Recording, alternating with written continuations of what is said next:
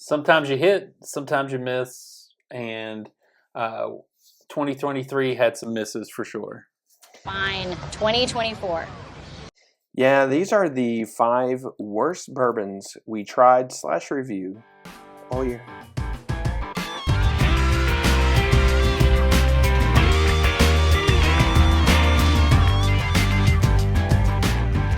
Welcome back to another edition of Bourbon Kingdom. I'm David. And I'm Zach. And today we are going to talk about some bourbons on our list that weren't the best.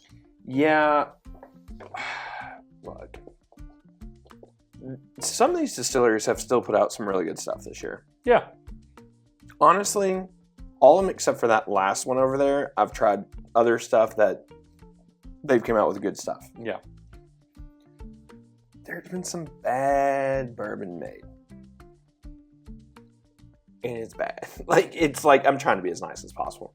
Just hasn't been great. Yeah. And that's okay. You can't hit home runs. We always say it. You can't always hit them. Are you foreshadowing a certain... I'm not. So before we get started, hit the like, subscribe, turn on notifications, and just that way you can be made aware of videos when they pop up, all the good stuff. Also, we haven't figured out a ranking of the worst one. I don't really care which order it is, but that one that's right there that you're nope, the other one. Yeah, I think that's the worst one all year. Is that the worst one? I think so. All right, we'll save that one for last. Okay, I can do that. All right, so first on the list is this is Catamount whiskey. This is from the Grand Teton Distillery. Listen, I'm not gonna hate on them too much, but this is when I went on vacation out. What is that? When I went on vacation, this was 4 minutes from. This is 4 minutes from the place where we stayed, and so we stopped. We did a tour. They were the nicest people in the world. They are, generally speaking, they are a potato vodka company. That's kind of what they're known for. Matter of fact, Channing Tatum. It's his official vodka. Got to get him better PR people, better marketing. It is what it is. Needless to say, they're on their beginning journeys of whiskey and all that good stuff, and it's fine.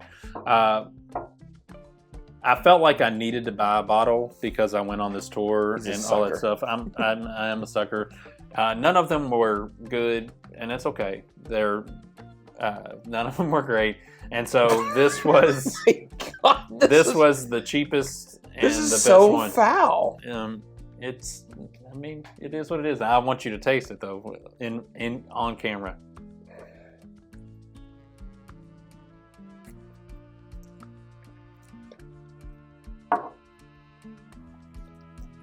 It's good, right? That wasn't the first word that came to my mouth. Yeah. I will say in a weird way, the palate is much better than the nose. Yes, I agree with that because that's what I thought when I was sitting at the bar and having to kind of smell and all that stuff. To give you full context on this, I have had H. Taylor Barrel Proof Rye today. Still Austin's Tanager, their cigar blend, and a King Kentucky. And that still works its way through. Yeah. It's impressive. It's impressive. But anyway, I don't want to dog on them other than just to say when we're looking at whiskey, it needs more work. It needs work. So, good luck to him. God bless him. Yeah. And I'm probably never going to be back in that area again. So, just kind of the nature of the beast. All right. Next on the list, but certainly not least, is the Baker's 7. I just think overall this just lacks so much. Where Baker's is solid through and through. Mm-hmm. Even I think we did a review, or we did a big blind or whatever, and it didn't do well in the blind. It didn't do well. But I had hopes for this. Yeah. And it falls flat in every single way. And I don't even think we reviewed that one, did we? No, because it's just it's the most unoffensive bourbon I've had probably all year, but at the same time, it just doesn't do anything. Well, I'm going to taste. I feel obligated to taste this one since he tasted my Catamount. It just. I've let people try it, and they're like, "I wouldn't give $20 for it." Not because it's bad, just because it doesn't do anything. I probably should have put it in a clean blend. Did you put it in the King Kentucky blend? Oh, great. That should be great. Fantastic. Man, think of King Kentucky if they think of Brown-Forman made like a rye like that. Oh, the king of rye. The king of rye. Ooh. Hey, listen, Brown-Forman. Brown-Forman. Listen, you do King of Kentucky so well. I mean, nothing scary about venturing into the rye world. I think it could be good. Yeah, it's okay. It's like, again, it's the most unoffensive thing in the world. And for the cost of it, and for the expectation of it, I think that becomes the biggest thing. I was comparing this to something the other day. Like, I know you don't like the Scotch finish 117 as much as, others. But I think that's better than this. Yeah, probably. Because at least there's something going on. Yeah, I get that. I get that for sure. Next on the list is the old... this might get the most hate out of all of them. By far, get the most hate. Let's just take it out of the box. The Booker's Infinite Little Book. Gosh, it's so dark on there. I did want to love this. I did want to. I did too. That's why I bought it to give it its chance. Mm-hmm. And truthfully, it just. And again, I've sat around people who drank it, who love it, and they love Bookers. And so I think if you like Bookers, this is what you like. But yeah, I think Zach and I both are people who don't love Bookers. As a matter of fact, I generally don't like it at all. Unless it's a special release. Yeah, unless it's a special release. But I'm just talking the 4 releases they do every year, generally speaking, in their boxes. Those are not my favorite, and I don't go to those. I don't even buy them anymore. Yeah. If you like those, chances are you like this pretty well. And that's fine. And you just, that's just your palate. But for us, the last video we released was the Reserve, which is what we really loved out of the two. Because they came out at exactly the same time, pretty much. And then they came and went. Well, actually, Little Book was around a little bit longer, but the Booker's Reserve, it came and went. It was gone. Yep.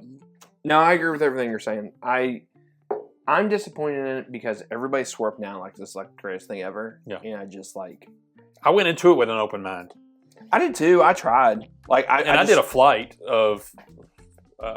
Wasn't it these? It was Russell 15, Infinite, and Reserve, and the Russell 15. I took that out of the equation because that's just a different animal. Yeah. But I did these. I did those two side by side, and it just was the Reserve every time. Yeah, I agree.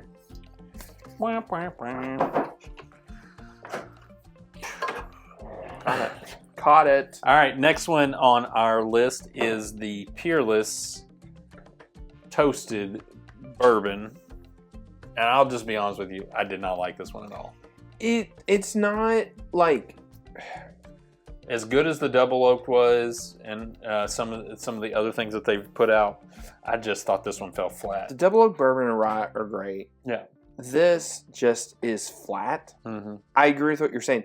This honestly reminds me a lot of the Michter's Toasted Bourbon, but just less of it.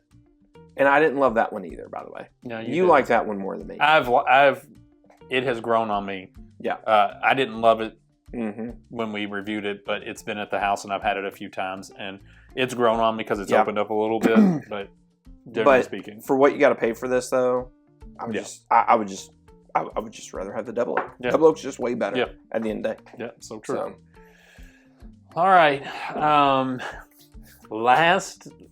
And this is the worst thing we've tried all year, right? Last but not least, as a matter of fact, it might be the best of the worst of the worst, the best of the worst, the worst best of the worst. Something like that. And again, they've done some good stuff, but it is by far this, and that is the Babe Ruth Remus Reserve. And it's not even close of how... It's a combination of things that pile on. There are a thing, the price definitely affects the taste. Yeah. But the taste isn't, all that great either. No, it honestly, it almost kind of, like, I want to say it sucks because it's like they went for a rye and they should have just made a rye. Yeah. Is what they should have done. And I think they could have probably gotten that to put together better than most. Yeah. I want to like this for a multitude of reasons, but yeah, it's as good as what the new Remus Repeal is, as good as what the new Penelopes are. Yeah. I want to love it too. This is just bad. Because we like them as a company. Like, we do. Regardless if they like us or not. Yeah, regardless if they like us or not, we like them, and we want their stuff to be really good, because when we review things, we want people to want them. Agreed. And this is just one of them that just was a swing and a miss, no pun intended, on this. So, agreed. Yeah. All right. Well, that is our list of 2023 not great. And tell us what's on your list. Tell us what you've been drinking on, or what you tried, or what you bought and you were sorely disappointed that you bought it, and it sits on your shelf now because you can't bring yourself to just get rid of it. Sure. But anyway, we've told them to hit the like, subscribe, all that, didn't we? Just did. Yeah. All right. Until next time. We'll see you. We'll see you.